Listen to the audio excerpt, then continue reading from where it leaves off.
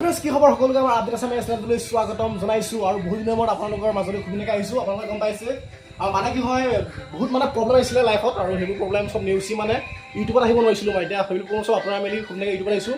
আৰু বিশেষকৈ আপোনালোকে গম পায় আমি খুব ধুনীয়াকৈ মানে ফটো কাম কৰি আছোঁ মানে ফটোগ্ৰাফাৰ কাম কৰি আছোঁ।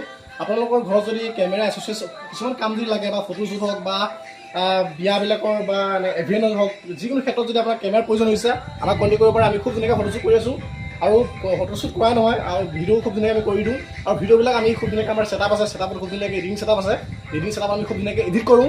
আৰু বিশেষকৈ আমাৰ বিপিন আছে, মেনেজাৰ আছে, মেনেজাৰ বিজনেছ এডিট কৰি আছে। বিকাশক আমাৰ দেখাই দিবলৈ চেষ্টা কৰিছোঁ। এয়া চাওক বিন্দাছ মানে কি হয় আমাৰ বিপিন আছে, কি কৰিব কৈ দিয়া।